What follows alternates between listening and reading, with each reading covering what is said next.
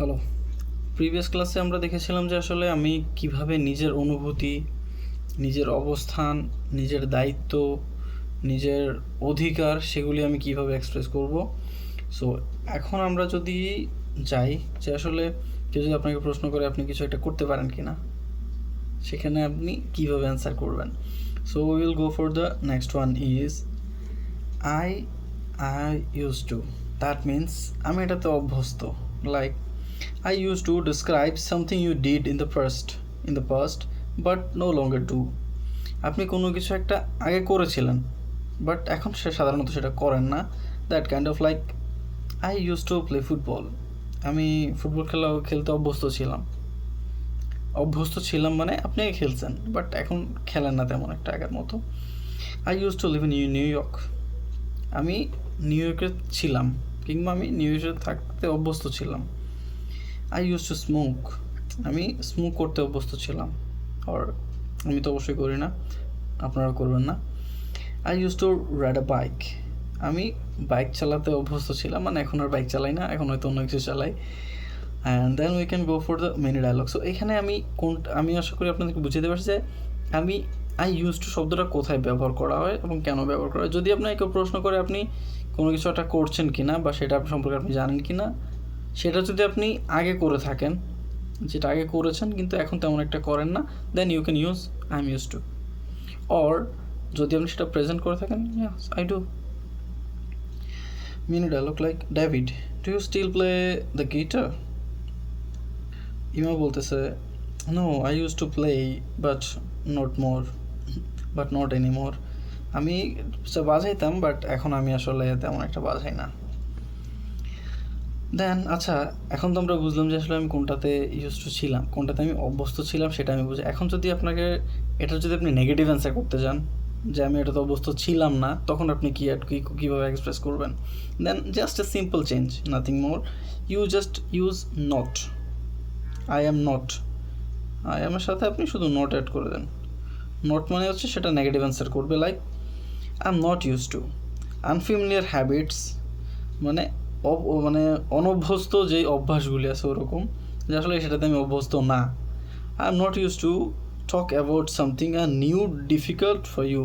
যখন আপনি কোনো কিছু একটা করেন না, সেটা আপনার জন্য ডিফিকাল্ট থাকে। সো আপনি এমন কিছু নিয়ে কথা হচ্ছে যেটার সাথে আপনি পরিচিত না, সেটা আপনার কাছে নতুন, অথবা সেটা আপনার জন্য ডিফিকাল্ট, সেটার জন্য আপনি I am not use two use করতে পারেন। Like I am not use two wake up early. আসলে আমি সাধারণত সকালবেলা ঘুম থেকে উঠতে অভ্যস্ত না। I am not use two wake up early. আমি খুব তাড়াতাড়ি ঘুম থেকে উঠতে অভ্যস্ত না।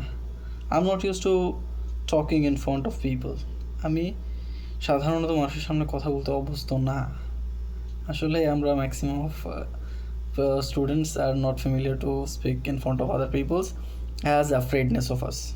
Okay, so you don't have to be hesitate or you don't have to be afraid about.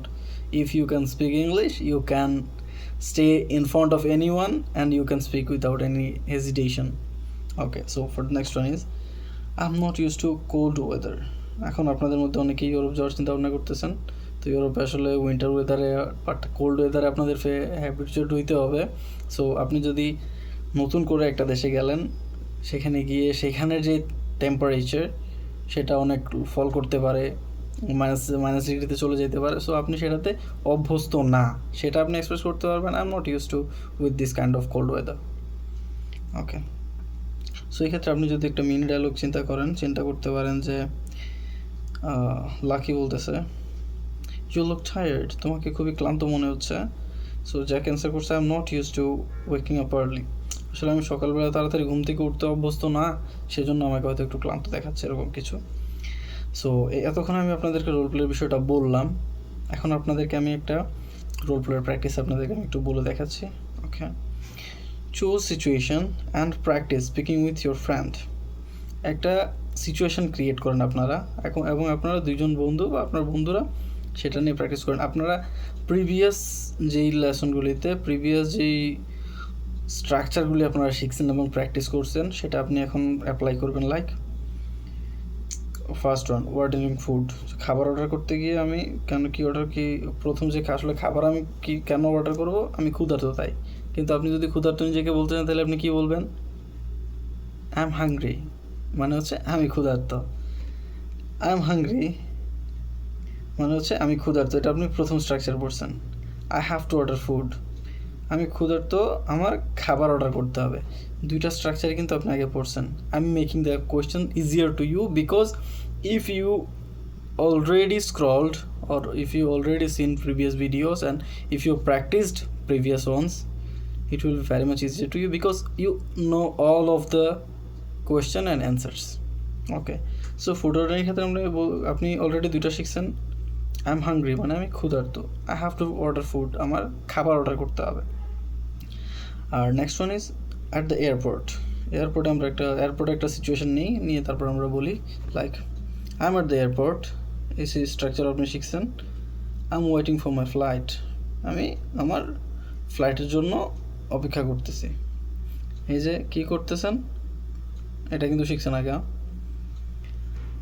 Talking about the past, অতীত সম্পর্কে বলতে যেতে চাই, তখন আমরা বলতে পারি যে I use two live in London, আমি লন্ডনে থাকতে অভ্যস্ত ছিলাম। মানে কি, আমি এখন আর থাকি না, এখন আমি লন্ডনে থাকি না, আগে আমি লন্ডনে ছিলাম বা থাকতাম।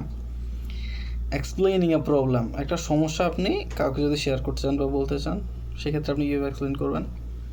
আই এম কনফিউজড, আমি কনফিউজ, আসলে আমি এটা বুঝতে পারতেছি না। আই ডোন্ট আন্ডারস্ট্যান্ড দিস, আমি এটা বুঝতেই পারতেছি না। আসলে আপনিও কি কনফিউজড? আমি তো আসলে কনফিউজড হওয়ার মতো করে এক্সপ্লেন করতেছি না। I think you will not be confused. If you confused, don't forget to my comments or inbox. ওকে,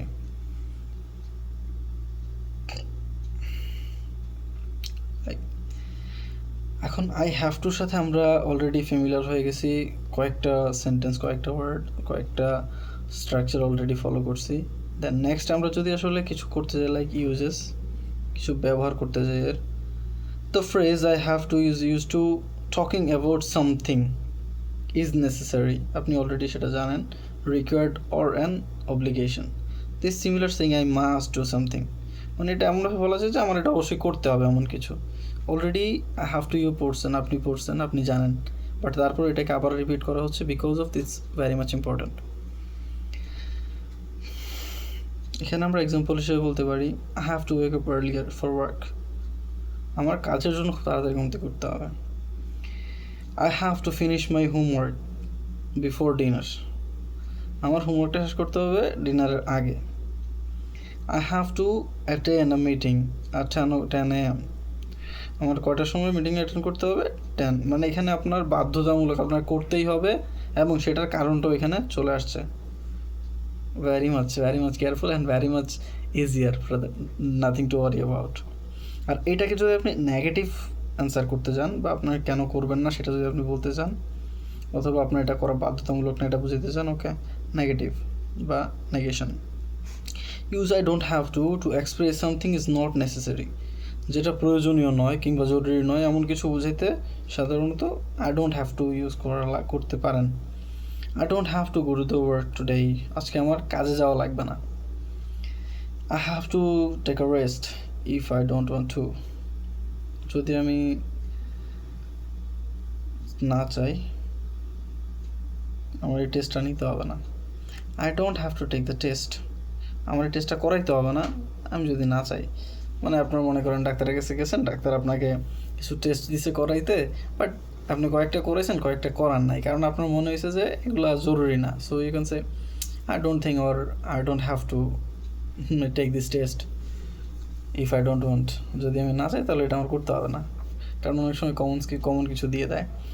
তো এই ক্ষেত্রে যদি আপনি আরেকটু ইজিলি, অথবা আপনি এটাকে আরেকটু এক্সারসাইজ করতেছেন, আমি এখানে এক্সারসাইজটাকে আরেকটু এক্সপ্লেন করে দিছি। Like complete the sentence with your own ideas, আপনি আপনার নিজের আইডিয়া দিয়ে এই সেন্টেন্সগুলিকে কমপ্লিট করবেন। I have to dash morning, আমার সকালবেলা কী করতে হবে? অনেকের ব্রাশ করতে হবে, অনেকের ঘুমাইতে হবে, অনেকের ঘুম থেকে উঠতে হবে, অনেকের কলেজে যাইতে হবে, অনেকের অফিসে যাইতে হবে। You just add your idea.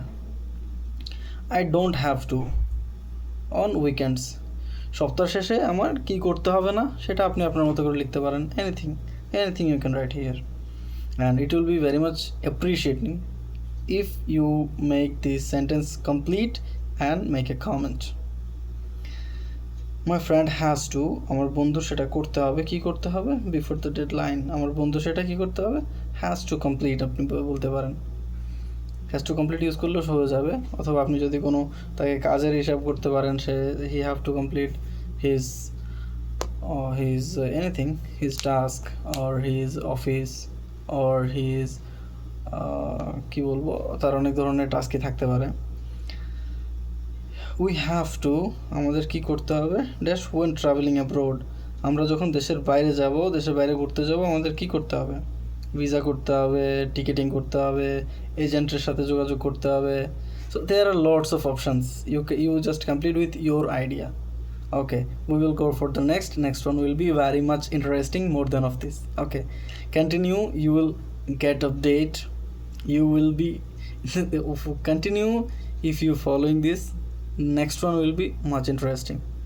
Okay, see you.